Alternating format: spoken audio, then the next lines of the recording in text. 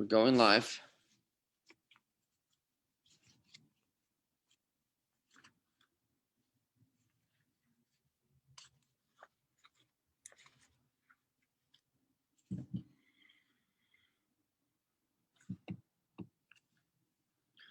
Just confirming that we are live on Facebook.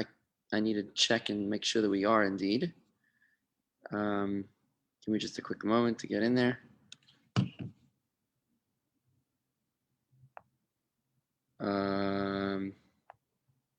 Yep, looks like we are live on Facebook. Wonderful.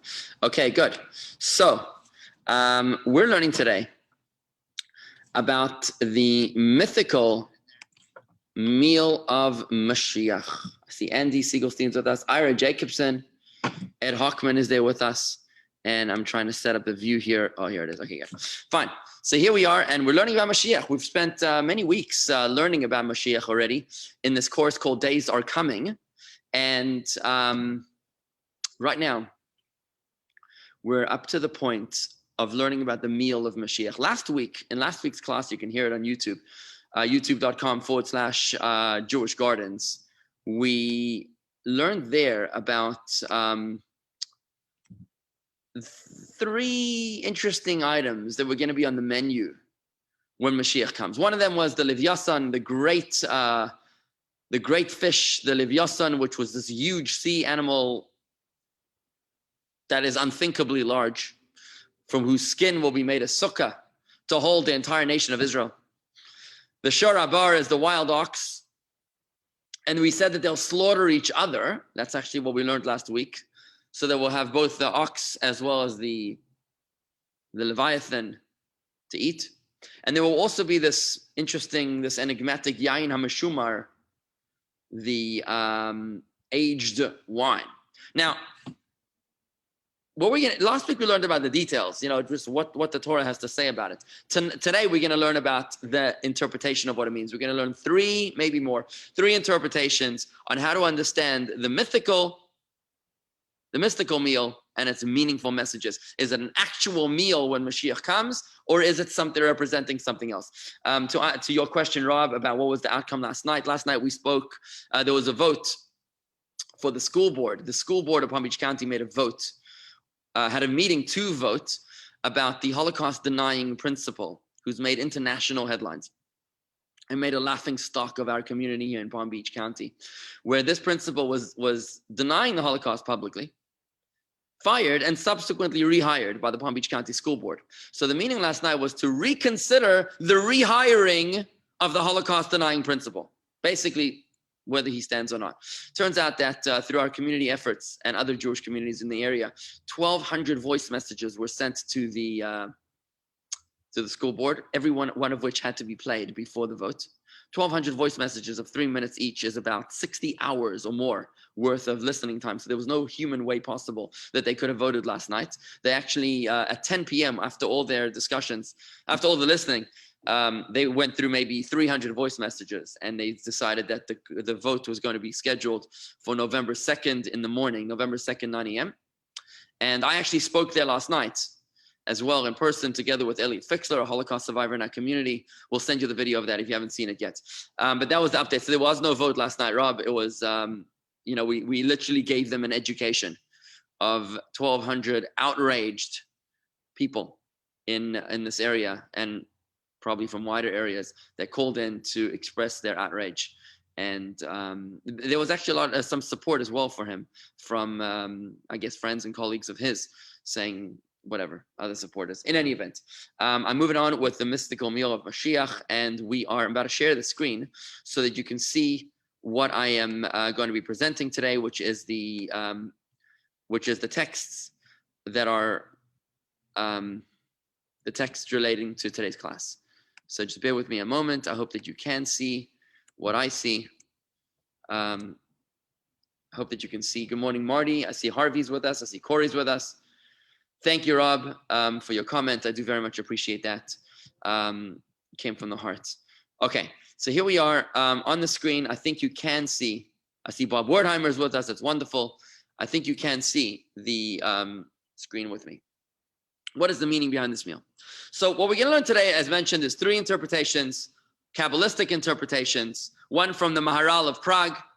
You may have heard of the Golem of Prague. He was a great Kabbalist. Another one from Rabbi Yitzchak of Berdichev, a Hasidic master. And a third one from the Alter Rebbe, author of the Tanya and founder of Chabad. Okay, so here goes. The Maharal of Prague explains the whole entire matter of the Feast of Mashiach as entirely allegorical, not in any way a physical meal, but a total metaphor. The meal, like food which is digested and enjoyed, is representative of an era of pleasure and of perfection. Just like Mashiach in general is the perfection of humanity, it's the perfection of the universe and the reason for which we were placed in this world. Good morning, Miriam and Eileen. Just like Mashiach is the perfection and the culmination for which we were placed into this world, that is represented by this meal with these outsized creatures of the Leviathan and the Shorabar. What the meal represents is the reward for the perfection that we will receive as a compensation for enduring the hardships of exile. And the grace after the meal, which we spoke about last week, the benching, represents the gratitude that we will feel to God for having rewarded us for the suffering, the persecution, the torture, the hardship that we endured during these almost 5,000 years of exile. Who will be the one to lead the charge, to lead the grace after meals? We learned it last week, was not Abraham, not Isaac, not Jacob, but David, King David, because David is the most worthy of leading, he's the paradigm of the person that overcame the challenges of exile. Let's take a look at this idea in the words of the Maharal of Prague here on the screen as we discuss it further. So here he is in his book, Netzach Yisrael, the triumph of Israel. You know, last night at the school board meeting, there was a Holocaust survivor who stood up and he described, everyone was allowed only 3 minutes, but this Holocaust survivor, well into his 90s, was given special treatment. They allowed him to speak for about 10 minutes, I think it was. And he spoke about how inside of the death pits, his friend engraved 4 letters into the wall of the death pit. Netzach Yisrael lo yeshaker, Nun Yud Lamed Yud, N-I-L-I. Nun Yud Lamed Yud, which stands for Netzach Yisrael lo yeshaker. It's a prophecy. The triumph of Israel shall not lie. He translated it as the eternity or the endurance of the Jewish people will never falter, something like that. But the book of the Maharal is called Netzach Yisrael, the triumph of Israel. And here's what he says. It's on the screen. Hi, Terry from Atlanta. Rav Yehuda said, in the name of Rav, everything that the Holy One, blessed be He, created in His world, He created male and female. Oh. Nope, I'm reading the wrong text. I'm sorry. Forgive me, I'm in the wrong. I was in the wrong text. Here it is. Here it is. Okay. These are the words of Maharal of Prague, the ones I was looking for. Netzach Yisrael, chapter 33. The world is not meant to be a unified, perfect world until Mashiach comes. Then, good morning, Keith. Then there will be no war. Rather, it will be a unified world without any division or fragmentation. This then is the idea of the future banquet. Now, I just want to explain for a moment. Good morning, Helene Popolsky. Just to explain, this idea means that we've learned it in Tanya, that every single time we do a mitzvah, we are preparing the world one step closer for Mashiach.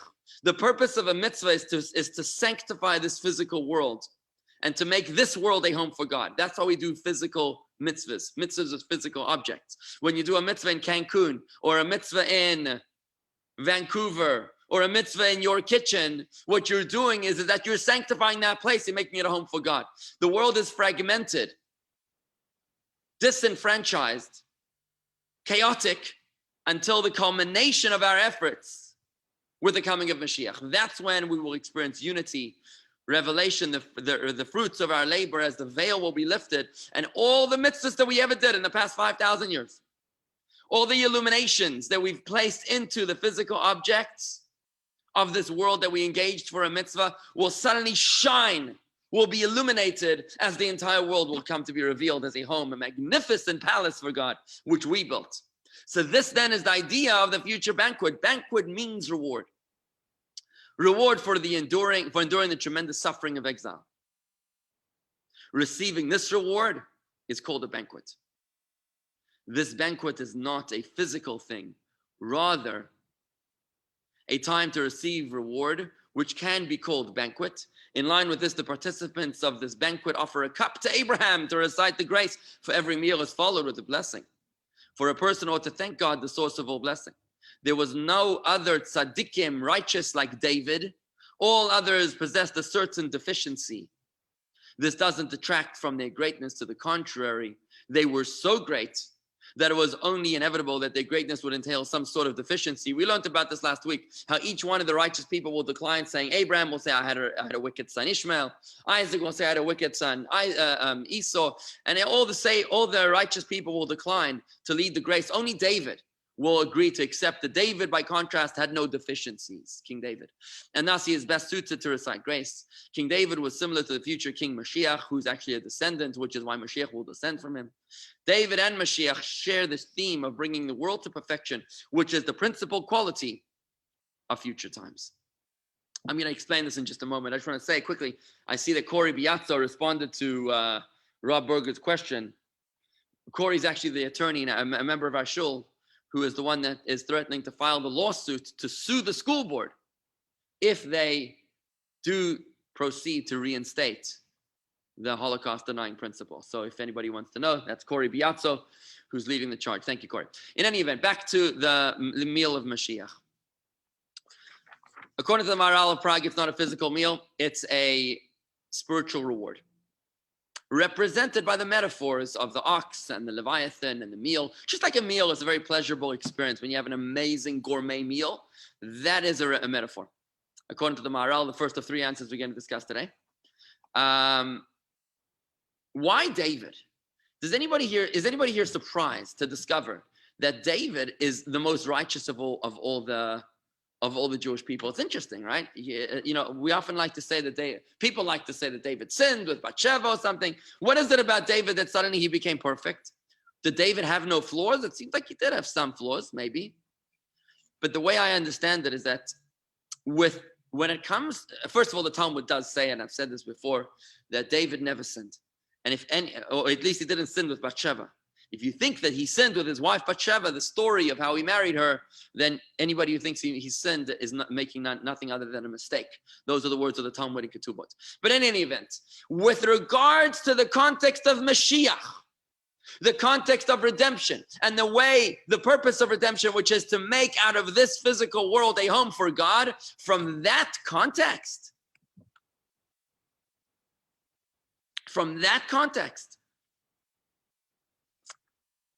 David is the most perfect. Why? Because David was king. Think about David versus everybody else.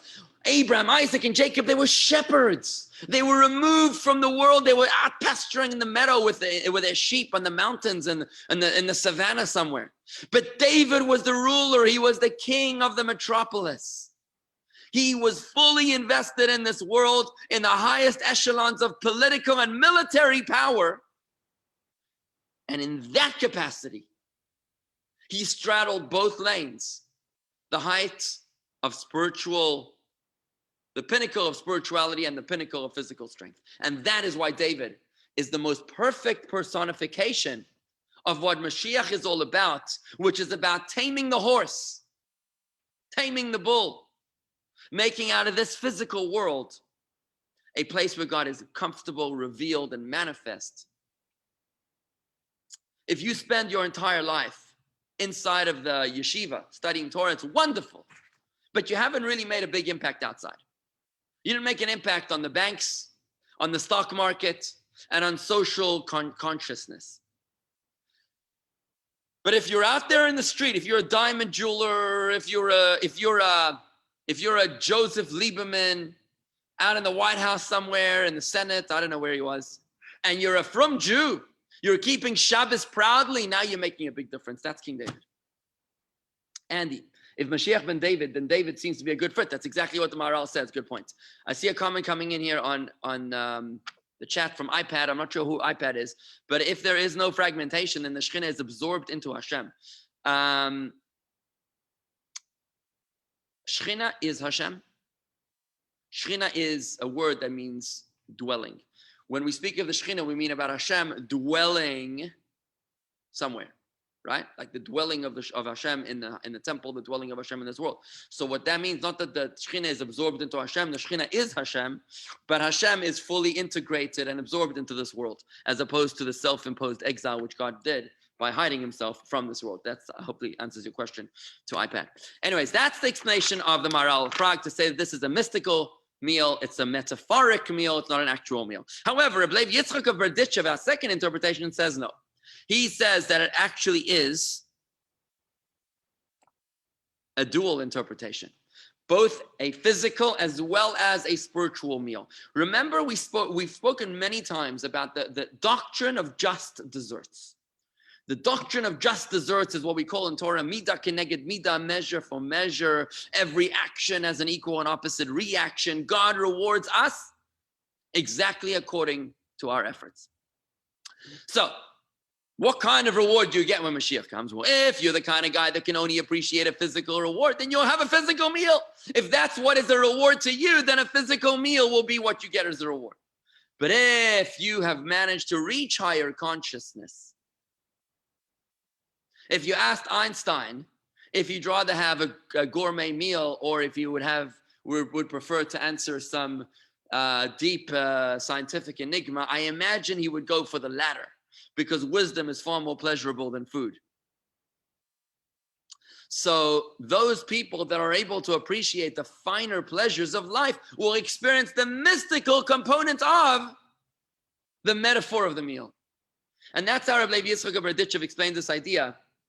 Hi, Chana. That he says, Chana and Chana, how he explains this idea that the mystical meal of Mashiach means that, first of all, there will be a physical meal, but in addition to that, there will also be a spiritual meal. And the wine, that enigmatic wine, the aged wine, represents the secrets of Torah, which will be revealed at that time.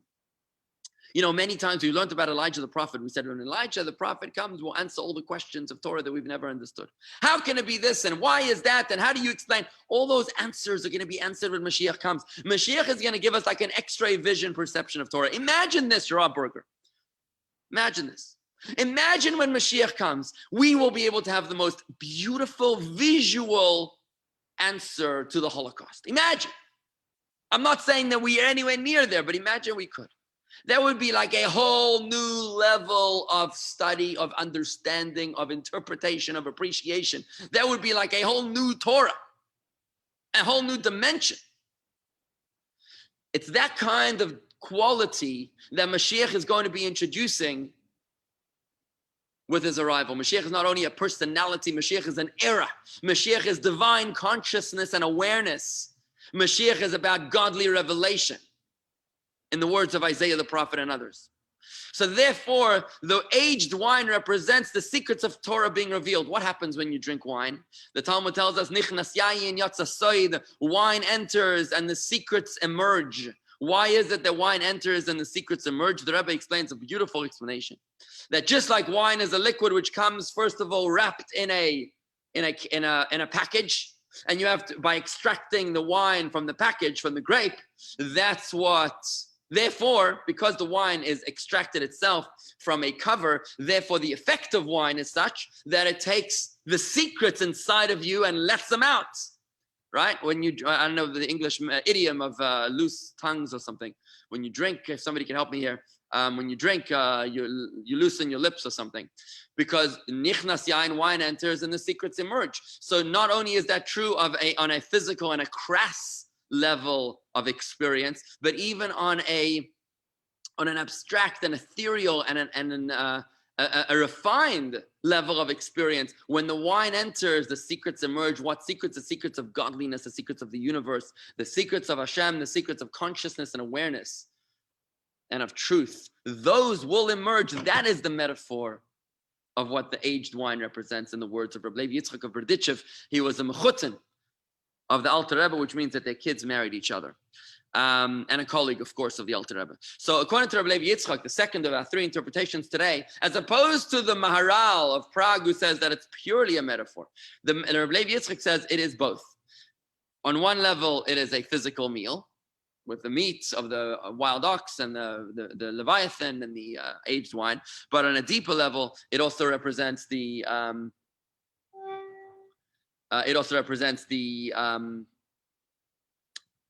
secrets of Torah that will be taught, the godly awareness that will be revealed, the divine revelation. Let's take a look at this in the words of Rabbi Yitzchak of Berditchev on the screen right now. The future banquet for the righteous will be experienced on two levels. One, as a simple meal, and another, it will be a spiritual opportunity to uncover the secrets of Torah as explained in the Zohar. They are both true for more ordinary folk whose conception of pleasure is limited to the material. It will be a physical meal. If that's all you can appreciate, that's what you'll get, just desserts. For the righteous whose conception of pleasure is secrets of Torah, the meal will be an opportunity to uncover great wonders of the Torah. Imagine if you wanted to reward an employee who worked really, really diligently, and you give them a Lego set. I think they'd be a little disappointed. You got to reward people according to their level of maturity and their development stage. So if you have refined your own consciousness beyond the world of Asiya, as we've learned in Tanya, the world of action, to the world of Yetzira, creation, formation, which is emotion, or higher to the world of Bria, creation, what we've explained in Tanya, is intellect, or maybe even yet higher. As we learned in Tanya, the world of Atzilus, of emanation, the world of intimacy. Depending on your level of spiritual maturity is what your spiritual reward and experience will be when Mashiach comes. Andy says, Kabbalah, hi Shvigar, I see my mother-in-law is with us and admire. Andy says, Kabbalah's thought itself is sod. Secrets of Torah. I think there's a spelling here, a spelling error, but I think what you mean to say is the Kabbalah is sod, which is secrets of Torah. Exactly. You know, there's different levels of interpretation of Torah. There's pshat, which is literal. There's remez, which is the hint. Derush, which is the allegoric. And then there's sod, which is secret. There are the secrets of Torah. By the way, we're going to teach a course on that called The Secrets of the Bible, starting in early November. It's going to be on Zoom. And we hope you'll join us, jewishgardens.com/RSVP. That's jewishgardens.com/RSVP. It's by reservation only, that course. It's not open to the public. It's only by reservation and textbooks and everything else. It's a JLI course. That's the secrets of the Bible. It's the sod of Torah, which is going to be revealed with the this new course that we're teaching in the beginning of November. So please join us, jewishgardens.com/RSVP. And that is the interpretation of Rabbi Levi Yitzchak of Berditchev, the second of our three interpretations here today. The third and final interpretation is from the Alter Rebbe, the author of the Tanya, the founder of Chabad, who explains that it seems to be that it's not clear if he's talking exclusively as a spiritual metaphor or also as a physical meal. I'm not quite sure, but it doesn't really matter. I mean, we know by now that at least it's possible to interpret on two concurrent levels of physical and spiritual reward simultaneously. But the way that the Alter Rebbe explains this, the spiritual reward for this meal is magnificent. He explains the Leviathan and the ox, the wild ox, as a metaphor for two modes of divine service. You see, there's two kinds of holy people. You have a holy person who's an ascetic. When we typically think of a holy person, we'll typically think of someone who's an ascetic. He's removed from the world. He'd never heard of the word Trump. He never heard of Biden. He doesn't know what money looks like. The guy is like removed from reality. He just sits and studies Torah all day long. I mean, not that we know any people like this, but it's like an iconic stereotype of a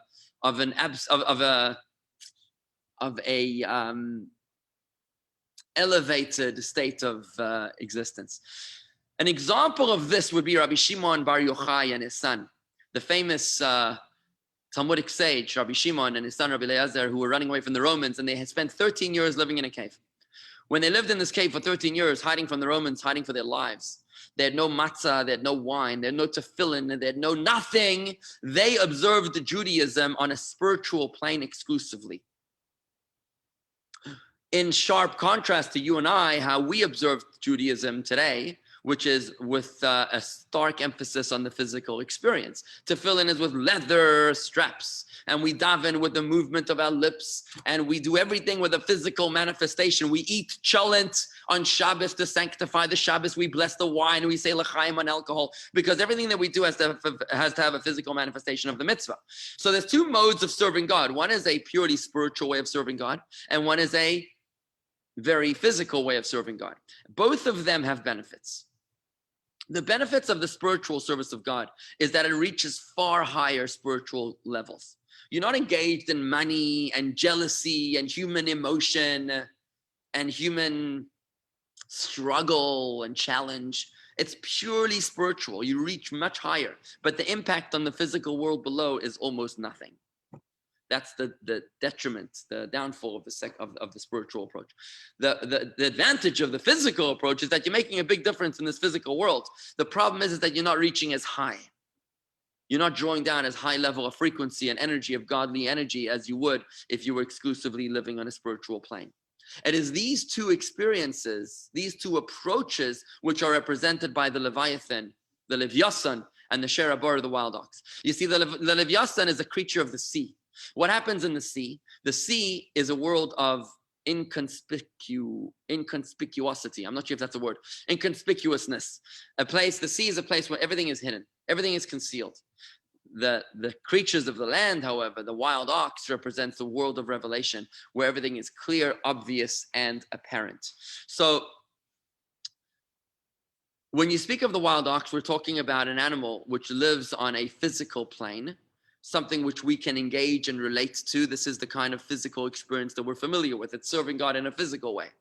The Leviathan is something which is hidden from our eyes. It represents spirituality. It's concealed. It's removed from our experience. It's a higher form of experience. Secrets are referred to as hidden under the ocean, something which is removed from our eyes. When the Leviathan is under the ocean, it's representing the fact, an approach to serving God, which is removed from us, and more of a spiritual experience. And that's how the Alter Rebbe explains this idea. Let's take a look at it in the words of the Alter Rebbe. He says there are two kinds of tzaddikim: the hidden ones, whose religious service is spiritual in nature, namely with the intent of spiritual unifications. Rabbi Shimon Bar Yochai, who hid in a cave for 13 years, was one such tzaddik. While there, he certainly couldn't fulfill any physical mitzvahs. After all, he lived off a carob tree and a stream created miraculously, especially for him.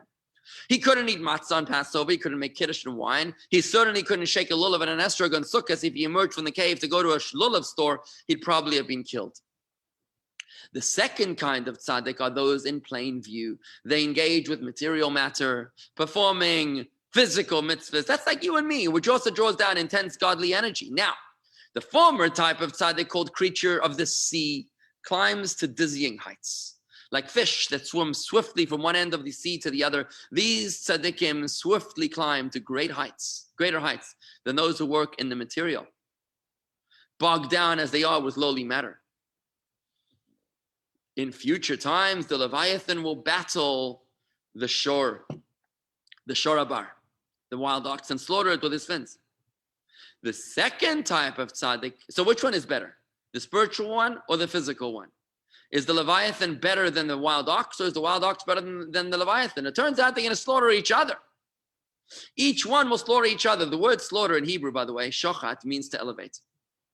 Doesn't only mean to slaughter. In Hebrew, it means to elevate. The shochat is to elevate. The slaughter is an elevation. So when it says that the Leviathan will slaughter the wild ox and vice versa, it means each one will elevate the other. Each one will show the benefit of the other. In future times, the Leviathan will battle the shorabar, the wild ox, and slaughter it with his fins. The second type of tzaddik is represented by the wild ox, whose engagement with the material matter is obviously not simply to fill their bellies with meat and revel in it, God forbid, rather to sublimate it, namely to fuel a passionate rejoicing with God. Inasmuch as their path is inferior to the spiritual tzaddik, the Leviathan will thus slaughter the wild ox, namely she will elevate the wild ox. The reality is, says the Alter Rebbe, that the shorabar, the wild ox, will also elevate the Leviathan by slaughtering the Leviathan. For in a certain way, the wild ox tzaddik performs a greater service because it's more physical. Though his path is mired in material matter, the fact is that this is what the Torah prescribes. The Torah wants you to make a home for God where? Not in the heavens, but on the earth. Not in the shul, but in your kitchen and in your bedroom.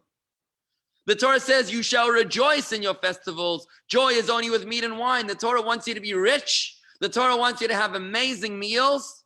The Torah wants you to be healthy and strong. From this perspective, the Shor Bar will elevate the Leviathan. The benefit of serving God in a physical manner will come to be emphasized. And thus, according to the third and final interpretation today of the Alter Rebbe, the meaning behind the mystical banquet of Mashiach, the mystical meal of Mashiach, is that the wild ox and the Leviathan, in addition to a physical meal, also represents two modes of divine service, which we have been struggling with. It's kind of like Republicans and Democrats. It's like two approaches to democracy, two approaches to serving God, which are always struggling against each other. When Mashiach will come, we'll see that they're both right. I use Republicans and Democrats only as a metaphor. I'm not talking about them right now. But two approaches that are always grappling with each other, and both of them turn out to be correct in different ways. Each one has a benefit that the other does not. And that is represented, the Leviathan represents the creatures of the sea, the hidden way of serving God spiritually. And the Shor Bar, the creatures of land, represents the revealed way of serving God, the physical way of serving God, which is the physical mitzvahs. Both of them have a benefit that the other does not. And when they slaughter each other, it means that both the benefit of the aesthetic and the benefit of the Joe the plumber, Yussel the plumber Jew, both of them will be revealed as having been meaningful and vital in preparing the world and paving the way for the coming of Mashiach. You see, Mashiach could never have arrived without either one of them. We needed the spiritual tzaddik to draw down divine energy, to connect to the highest levels of godly energy, the highest frequencies of divinity, to be able to make them connected to this world. However, we need the physical mitzvah. We need a person who takes a piece of a nice steak or a pastrami, and he makes a bracha and he says, Baruch atah Hashem Elokeinu melech haolam hamotzii lechem min haaretz. And he makes sure that it's kosher and that he's separating the milk. And when he eats that pastrami, he's now bringing maybe a lower level of godly energy, but he's bringing it down to this physical cow. He's bringing it to the wheat. He's bringing it to the ketchup or whatever he's got in there. He's making this physical world a home for God, and thus paves the way for the coming of Mashiach. Remember, we spoke in Tanya that Mashiach, the purpose of our existence is to make a dira b'tachtonim, a home for God in this lowly physical world. We are in the lowest world of the world of Asiyah, the lowest level of the world of action of the four spiritual worlds. And it is in this world that God desired a home, in this world where God chose to conceal himself entirely.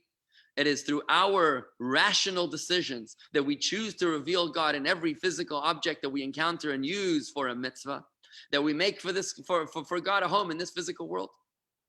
And we spoke in Tanya that our goal is not only to make a house for God, a place where God has a place to rest, but a home for God, a place to feel comfortable. And for that, we need both benefits. For those of you who've learned Tanya with me, you'll realize that what Tanya was alluding to when it spoke in chapters 37 and 38, we spoke about the physical component of the mitzvah. And in chapter 38 and 39, we're speaking about the spiritual component, the kavanah, the intent behind the mitzvah.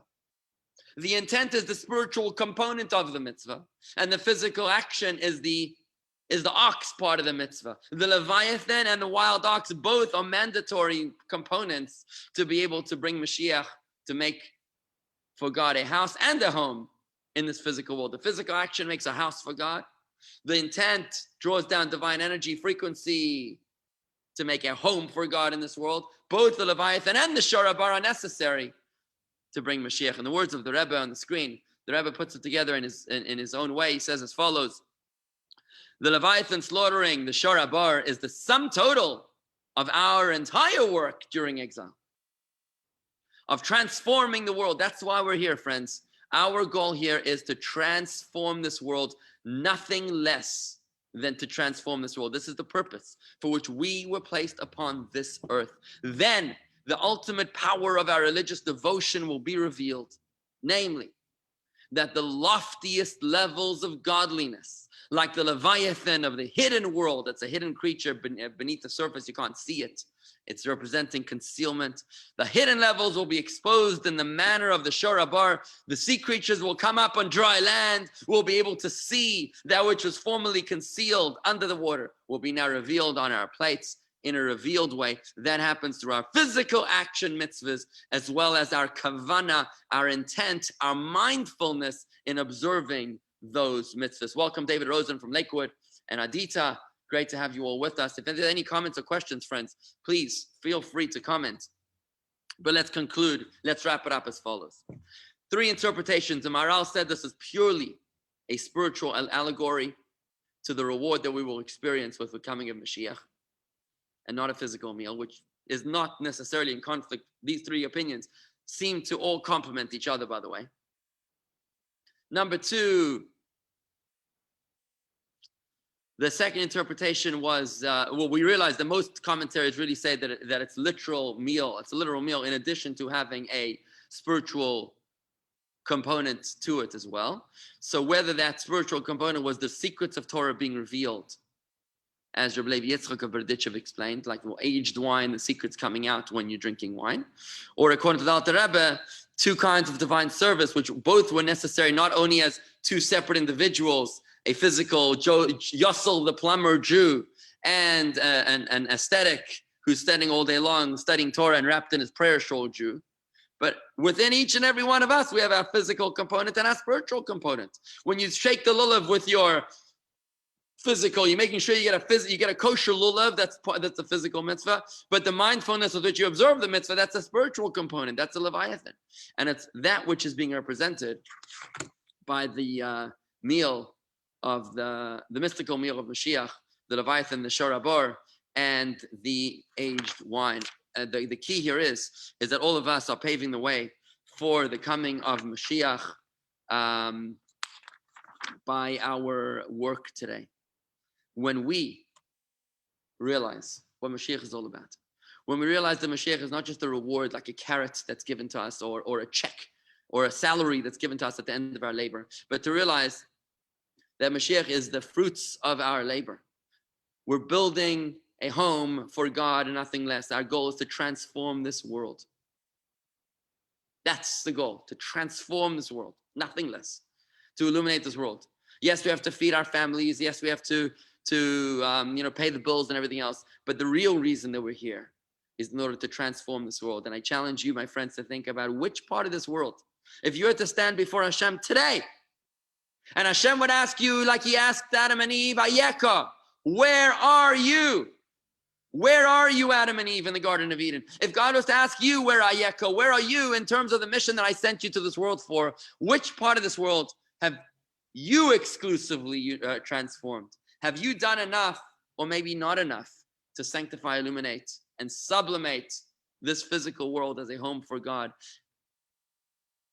Ignorance, they say, is bliss, but really, it's Baba Mises. As intelligent and sophisticated beings, it's our obligation to learn. We're mature, we're knowledgeable, we have access to knowledge. Now we know, and now it's time to change the world. And he's asking a question, can you share the Grand Banquet attachment so we can review? I'm not sure what that means. Oh, are you talking about today's, oh, you mean this screen that I'm talking about here? Is that what you're talking about? Or this whole PowerPoint? I'm not sure how to do that. If you want me to share the whole PowerPoint, I don't know how to do that. I guess maybe I could share it to the Minion group, I guess. If you want to join our WhatsApp group, please let me know. Send me an email to rabbi@jewishgardens.com. That's rabbi@jewishgardens.com. And maybe I could send you this attachment if you want me to. Otherwise, I'll post it probably to the Minion group if you'd like that. Or, maybe I wonder if I could share it to this.